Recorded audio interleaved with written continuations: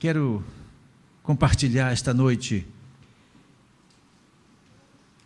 algo que julgo ser de extrema importância para os dias que a igreja está vivendo. O texto de Lucas, no capítulo número 17, do verso 26 ao 37, para o que convido a igreja a ficar de pé, diz assim, Lucas capítulo 17, do 26 ao 37. Verso 26. Assim como foi nos dias de Noé, será também nos dias do Filho do Homem. Comiam, bebiam, casavam-se e davam-se em casamento, até o dia em que Noé entrou na arca, e veio o dilúvio e destruiu a todos. O mesmo aconteceu nos dias de Ló. Comiam, bebiam, compravam, vendiam, plantavam e edificavam. Mas no dia em que Ló saiu de Sodoma, choveu do céu fogo e enxofre e destruiu a todos. Assim será no dia em que o Filho do Homem se manifestar. Naquele dia, quem estiver no eirado e tiver os seus bens em casa, não desça para tirá-los. E de igual modo, quem estiver no campo, não volte para trás. Lembrai-vos da mulher de Ló. Quem quiser preservar a sua vida, perdê-la-á. E quem a perder, de fato a salvará. Digo-vos que naquela noite, 2 estarão numa cama. Um será tomado e deixado o outro.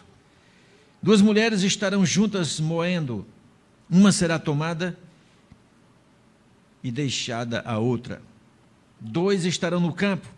Um será tomado e o outro deixado. Então lhe perguntaram: onde será isso, Senhor? Respondeu-lhes: onde estiver o corpo, aí se ajuntarão também os abutres. Esta é a palavra de Deus para você esta noite. Que o Senhor, o Espírito do Senhor, fale ao seu coração. Você pode fazer uma oração.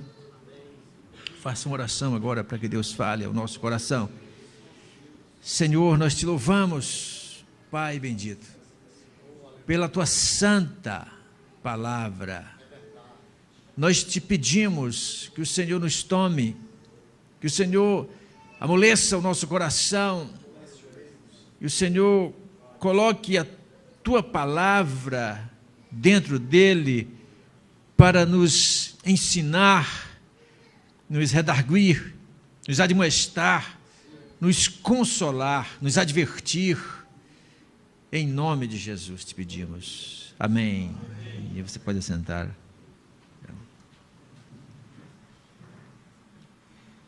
No dia 7 de dezembro de 1941,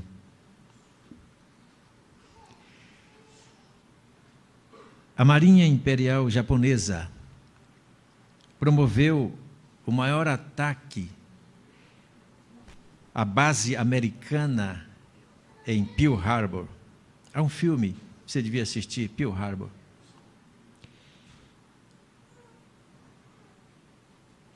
O ataque destruiu 21 navios, embora tenham sobrado alguns submarinos, 347 aviões, 2.403 pessoas. O ataque foi numa manhã de domingo. Foi preparado em 26 de novembro. E os japoneses proibiram absolutamente qualquer comunicação de rádio por qualquer espécie. Era sigilo absoluto. 7 de dezembro, às 7h40 da manhã, mais ou menos, eles fizeram esse destroço com a armada americana, que fez com que os Estados Unidos entrassem na Segunda Guerra. Isso foi o ponto-chave.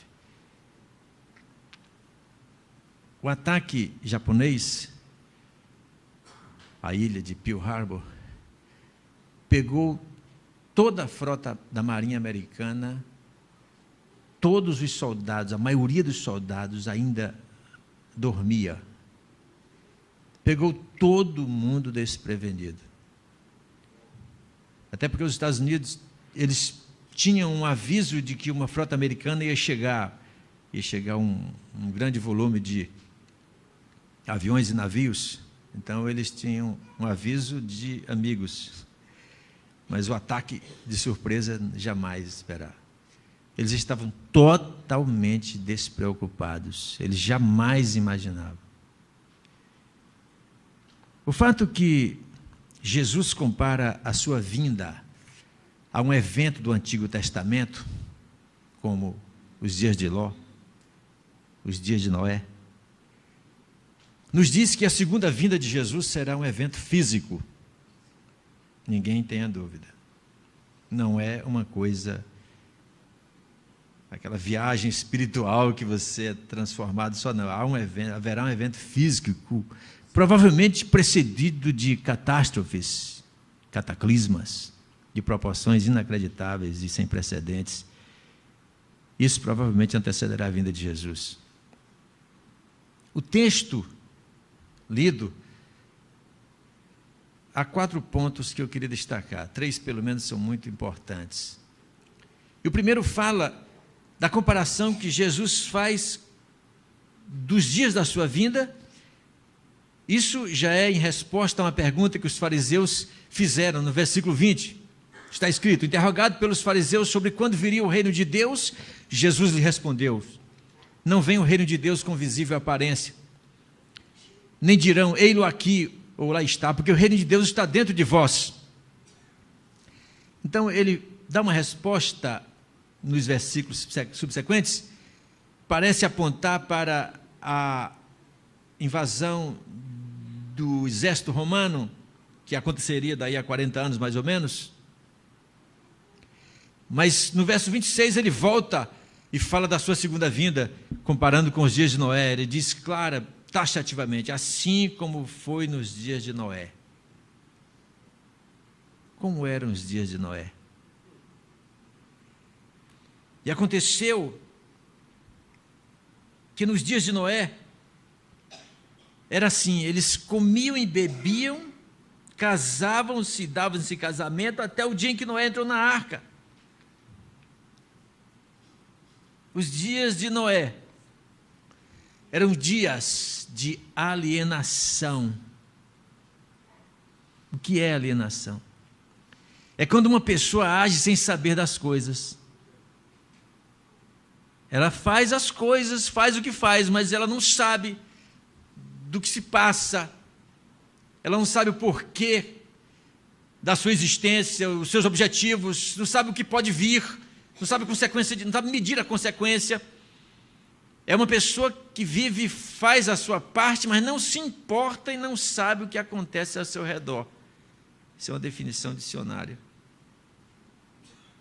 Os dias de Noé eram dias de uma sociedade alienada que vivia por conta do entretenimento. Esses eram os dias de Noé. Alienação e entretenimento. Os dias de Noé e os dias de Ló referem-se a gerações que viviam de maneira comum, ordinária, corrente, em relação ao futuro. Tudo era normal. Eles não tinham esta expectativa de que algo catastrófico em cima da humanidade viria. Eles ignoravam a advertência de que a catástrofe era iminente. Noé pregou durante 120 anos. Construiu um grande barco. E a pregação não era uma pregação de prosperidade, não era. Era uma pregação de advertência. Era uma pregação apocalíptica. Portanto, Jesus diz, assim como foi nos dias de Noé. Mas eles viviam rotinizados numa vida sem Deus, embora conhecessem e ouvissem a palavra de Deus todo dia e tivessem a oportunidade de conhecer. Eles prosseguiam inconscientes às palavras de Noé e o que acontecia no seu meio. Havia uma indiferença descuidada com as coisas de Deus. Assim eram os dias de Noé. O desafio naqueles dias era temer a palavra de Deus numa sociedade hedonista e individualista. A sociedade vivia por prazer. Casava-se não porque a moça está preparada durante toda a sua juventude, recebeu aquela bagagem cultural e dos pais, da igreja, da sociedade, para enfim empreender um grande projeto que vai durar até a morte. Não se casava por isso, casava-se por mero prazer de casar, casava-se para se separar e se separavam-se para casar de novo. Essa era a sociedade noêmica. Havia um culto àquilo que dava prazer. É tudo o que vemos na nossa sociedade contemporânea. Tudo que dá prazer é válido. Portanto, tudo que há 40, 50 anos era absolutamente pecado, é bom, é viável, é lícito, convém, porque, afinal de contas, dá prazer. E se dá prazer, a pessoa vai ficar feliz. Então não é pecado. Se a pessoa é feliz, não pode ser pecado.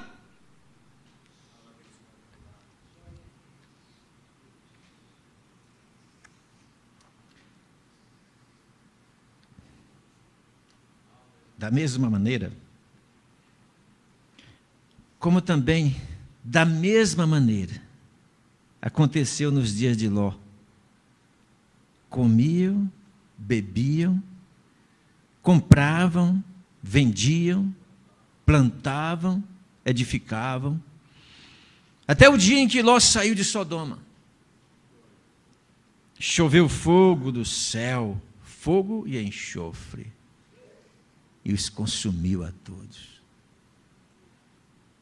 Da mesma forma, a sociedade era alienada de Deus. E mais ainda, além do elemento alienação que vinha do fato de ser entretido com as coisas do mundo, deste século, eles viviam também o materialismo, expresso nas palavras, compravam e vendiam. As pessoas viviam comprando e vendendo.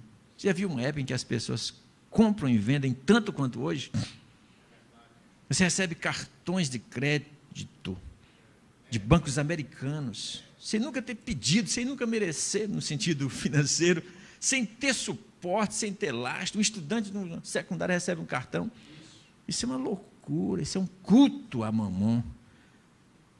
Isso é o ápice da sociedade materialista. Tem que comprar, tem que vender. Compravam e vendiam. Plantavam e edificavam. Ora, o que é isso?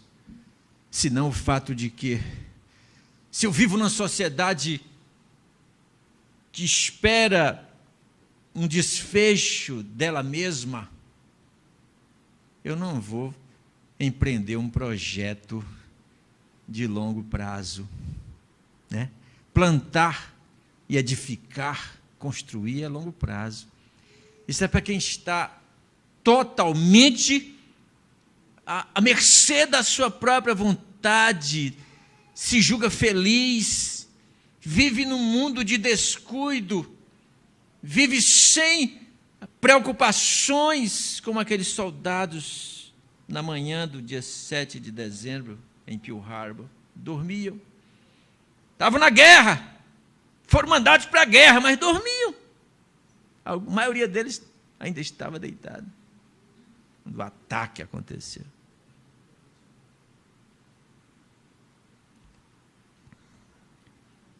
Então, as pessoas plantavam e edificavam porque elas não tinham um projeto que inserisse algo que paralisasse a sociedade por um momento e dissesse: como é que está a tua vida em relação à catástrofe que vai acontecer daí a alguns dias?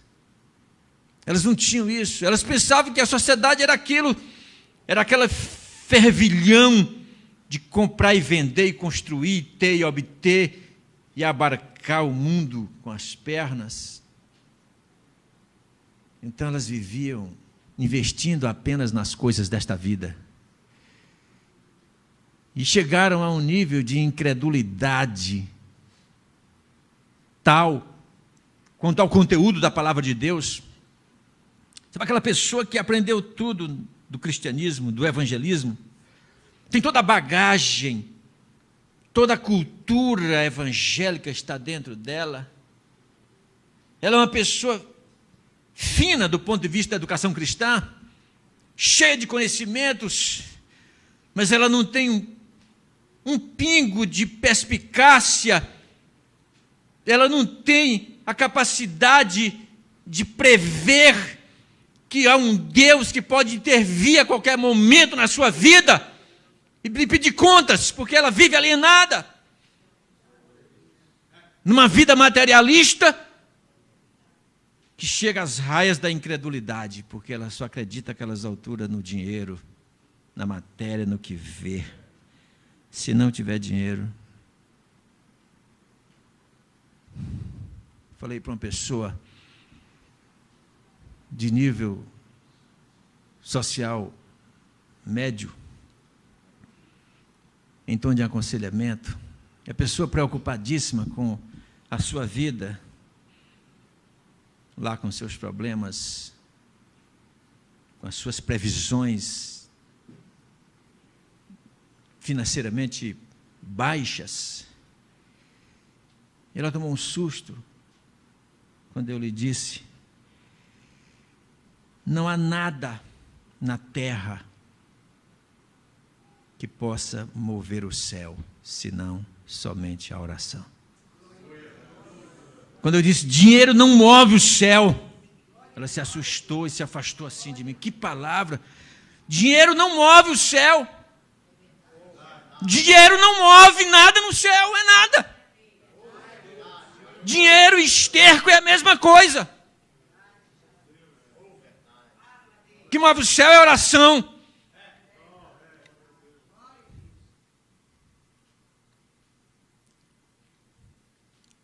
Oração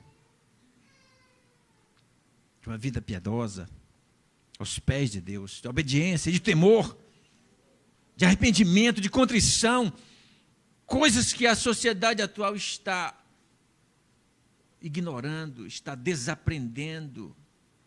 A sociedade moderna já não sabe, essa geração que está aí já não sabe o que é contrição e arrependimento.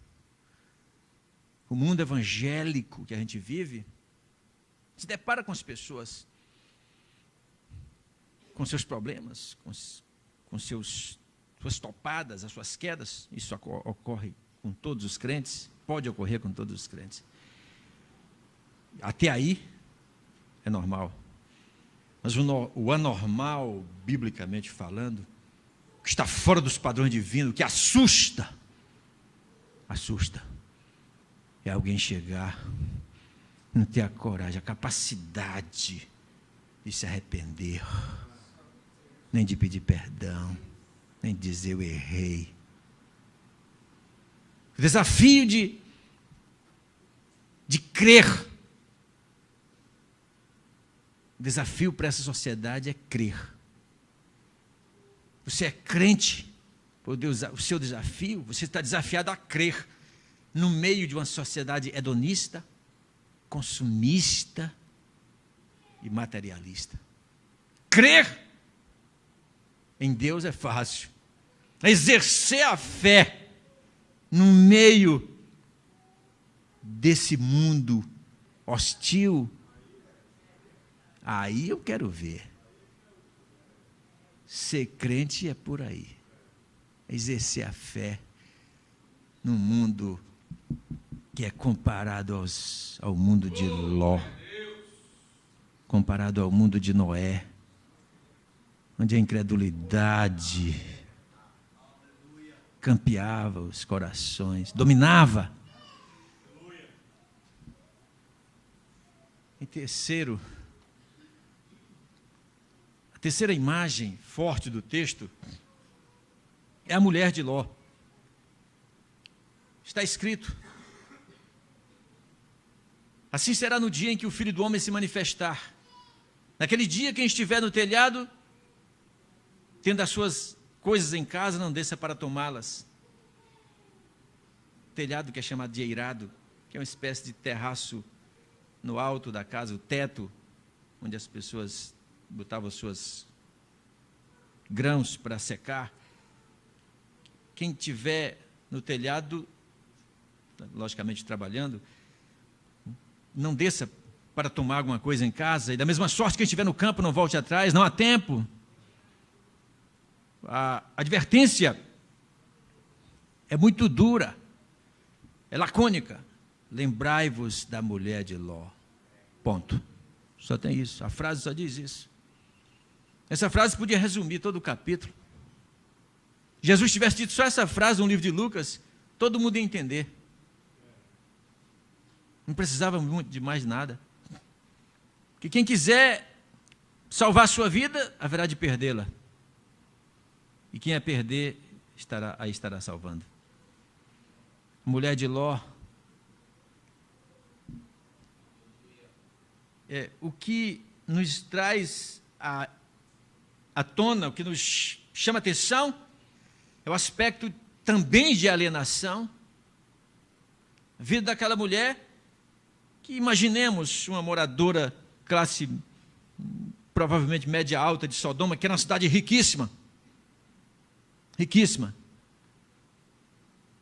Provavelmente uma mulher elegante, roupas finas, joias caras, acostumada a salões caros, de festa, de beleza, carros de luxo, muitos empregados. Mas havia dentro dela um espírito de alienação. Mais do que isso, ela estava envolta naquilo que nós, os crentes, sabemos e conhecemos e ouvimos muito bem, chamado mundanismo. Mundanismo é o que ela vivia dentro. Ela vivia no espírito do mundanismo. O espírito do mundo. O espírito secular. O espírito secular é aquilo que é contrário aos padrões da religião de Deus. Aquela mulher vivia dentro desse círculo mortal. Então eu encontro na mulher de Ló alienação, mundanismo e loucura. Sim. As pessoas ricas também são loucas. As pessoas grandes, elegantes, da alta sociedade, também enlouquecem, porque o pecado é loucura. O pecado é loucura. A imagem que me traz aqui, que me vem, é do filho pródigo. É a mesma coisa. O filho pródigo, quando ele internalizou todos aqueles valores mundanos, ele era rico, filho de pai rico, decente, tinha tudo, mas de uma hora para outra ele deixou-se dominar pelo espírito do mundanismo e disse: eu quero gozar a vida fora, eu não aguento mais frequentar a igreja, eu não quero mais ser crente, Eu não quero mais essa vidinha de culto, de oração, de santa ceia, de louvor e tudo mais. Eu quero o mundo. O espírito de loucura estava nele.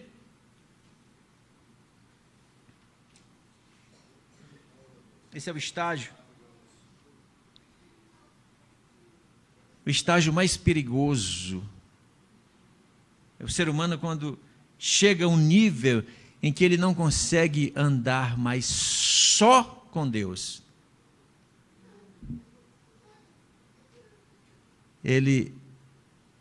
Ela tinha que olhar para trás, pois o grau de secularismo no seu espírito já dominava, de modo que ela estava dividida, como o filho pródigo ficou dividido.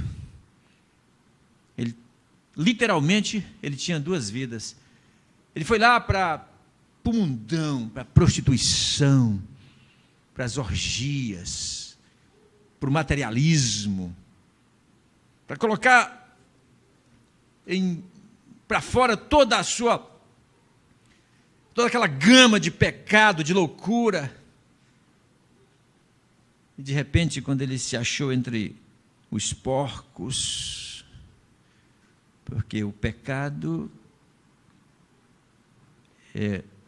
conduz o homem a isso.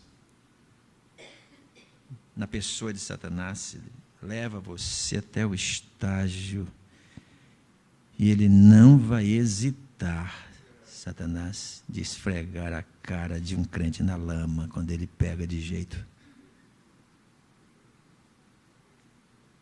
Quando ele se viu no meio de aqueles animais horríveis, para um judeu, muito pior para o judeu. Nós, gentios, comemos carne de porco. Eles não existe para eles. Quando ele se viu naquele mundo, último estágio, então ele, diz a Bíblia, caindo em si, porque até ali ele vivia uma vida dupla. Ele queria o pecado e a bênção. Isso não existe. Pecado é pecado. Pecado é lama. Pecado é inferno.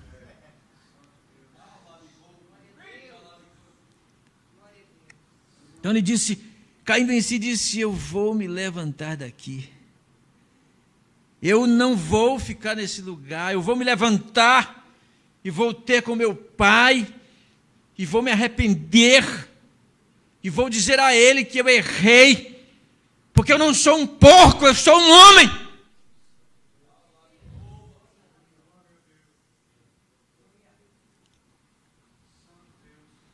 A mulher de Ló não conseguia esse lado do Espírito Santo a dominasse. Ela se virou. O texto de Gênesis diz que eles já tinham saído de Sodoma. Ela estava fora da cidade, estava perto de Zoar, cidadezinha para a qual eles fugiram. Ela estava fora quando resolveu se virar. Não foi só uma olhada, reconheçamos.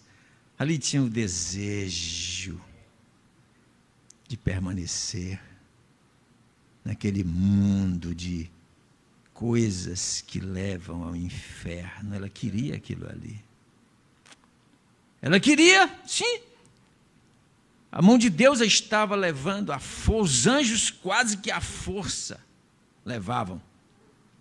Mas dentro dela, o que dominava era o espírito do pecado dominante naquela cidade. Portanto, ela deve ter tido vontade de pegar alguma coisa que lembrasse aquela vida de loucura. Loucura total. Vida sem Deus é loucura, gente. A vida sem Deus é uma loucura. O homem sem Deus é um louco. Louco. Hoje te pedirão a tua alma e o que tens reservado. É o homem que abandona Deus.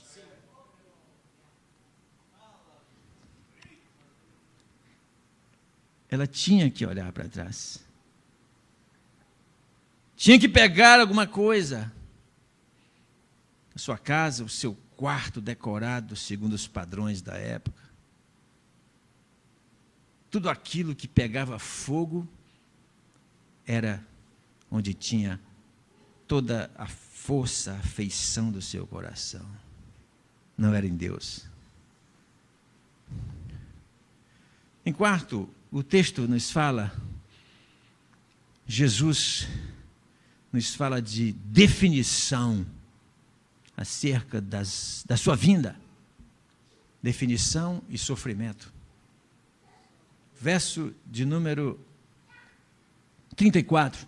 Digo-vos que naquela noite, 2 estarão numa cama, um será tomado, outro será deixado. 2 pessoas, vejam como a palavra de Deus é muito objetiva, é muito clara. Haverá uma definição, por mais que o homem, o cristão, queira se misturar, viver 2 vidas, achar que trevas é luz e amargo é doce, por mais que ele queira viver assim, um dia as coisas vão se definir. A tal ponto de que eu acho que o ato sexual vai sofrer aquela separação, pelo que o texto diz. 2 estarão numa cama, um será tirado. 2 mulheres estarão trabalhando numa linha de montagem, produzindo produtos eletrônicos da China, da Coreia, de tal modo que o trabalho delas, uma depende da outra, que se uma faltar, a linha não funciona. Elas estarão tão juntas, mas naquele dia vão ser separadas pela mão de Deus. A vinda de Jesus vai definir quem é quem. 2 estarão no campo, um será tomado. 2 homens estarão trabalhando no mesmo roçado, no mesmo plantio, na mesma seara, talvez dirigindo uma máquina, colhendo trigo ou plantando. Um será tomado e o outro não vai poder trabalhar. Haverá uma grande tragédia mundial. Enfim, eles perguntam: e onde será isso, Senhor? Onde será isso? Eles dizem: onde estiver o corpo, é um provérbio da época, aí se ajuntarão as águias, noutra versão diz os abutres. Quer dizer, assim como os abutres não podem jamais, de modo algum, errar um corpo putrefato, assim também os remidos jamais poderão deixar de se ajuntar em torno do Messias. É isso aí. Onde estiver o corpo, aí se ajuntarão, os remidos se ajuntarão, e serão juntados dos 4 ventos da terra, e serão atraídos por ele, atraídos. Aleluia. Aleluia. Glória a Deus. Em 2 Tessalonicenses, capítulo 2, verso 8, a Bíblia fala do anticristo, que chama de o homem do pecado, o homem vil. Noutra versão diz o perverso. No grego a palavra é anomos, palavra para definir essa personagem. Anomos quer dizer nomos, lei. Não, é o sem lei. Estamos vivendo já a época em que o homem do pecado, caracterizado por uma sociedade, por uma era sem lei, nós vivemos essa época, nós já estamos vivendo. As pessoas perguntam, às vezes, curiosamente, de um ponto de vista expectativo, o senhor acha que o anticristo já nasceu? Isso não tem a menor importância. O que importa é que o espírito dele já está operando. É o espírito que opera. Olha para a ONU. Tudo que a ONU quer impor aos países é contrário à palavra de Deus. É o espírito do anticristo. Então, eu conversava com a deputada Silvana.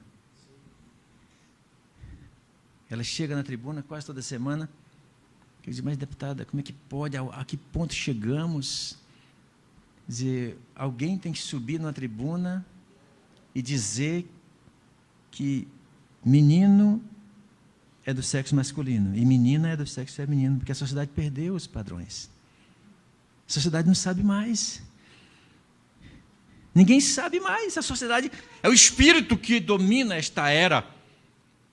É a perda dos padrões, sem lei. Não tem lei. Não tem lei. A pessoa tem que... A deputada que é cristã está dizendo, menino é esse, menina é assim. Nós vivemos a era do homem anomos. Isso é muito trágico, para dizer o mínimo.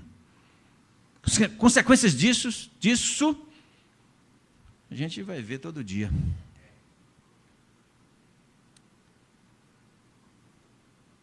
Você aí, que pertence à igreja de Jesus Cristo, como viver, melhor dizendo, como sobreviver nestes dias apocalípticos, sem perder a fé? Como vamos existir? Para onde vamos? O que vem à frente? A pergunta que o Senhor Jesus faz, noutra passagem, é: porventura, quando o Filho do Homem vier, encontrará fé na terra? Veja, ele não disse, será que o Filho do Homem vai encontrar igreja presbiteriana na terra? Ele não diz isso. Será que vai encontrar igreja Assembleia de Deus? Batista? Por aí afora? Ele não pergunta isso. Não pergunta isso. Pergunta se vai ter fé. Que igreja temos muitas. O Brasil está lotado de igreja, a ponto que os americanos pensam que aqui está havendo um avivamento. Agora, quanto mais igreja, mais violência. Isso é incompatível com o pensamento histórico dos avivamentos ocorridos. Não se concebe o crescimento da igreja e o aumento da devassidão. É o que está acontecendo. Então, algo está errado. O mínimo que podemos dizer é que não é o evangelho santo e puro que está em voga, que está nesse crescimento. Urge, irmãos, é necessário que nós, os crentes em Jesus Cristo, para não perdermos a nossa fé, cultivemos uma vida de temor a Deus. Vida de temor a Deus é fácil como fazer. Até chegar lá, você às vezes enfrenta dificuldades, mas o Espírito Santo nos consola, intercede por nós com gemidos inexprimíveis. E o Senhor Jesus, o nosso sumo sacerdote, está à direita de Deus Pai, a interceder por nós com sangue, não sem sangue, com o seu próprio sangue Ele está a interceder por nós. Então não estamos sozinhos. Nós precisamos cultivar a vida cristã. Pequenas coisas, sabe, elas constroem grandes vidas, grandes projetos espirituais. A vida cristã normal não precisa de doutorado em teologia. Não precisa. Se você quiser, bem, mas isso não vai acrescentar espiritualidade em você, em geral. A vida cristã normal requer uma vida regular de oração. Regular. Uma vida regular de oração. prática da oração, orai sem cessar. E a oração é uma escola, você vai aprendendo. Ninguém sabe orar. Nós não sabemos orar. O Espírito Santo aqui ora por nós, mas não sabemos orar, está escrito. Nós precisamos praticar a oração. É muito forte. E quando você ora, você está dizendo, eu temo a Deus. Quando você ora, você está admitindo que obedece a Deus. Quando você ora, está admitindo que você crê. Só ora quem crê. Quem crê, ora. Quem não ora é porque não crê mais.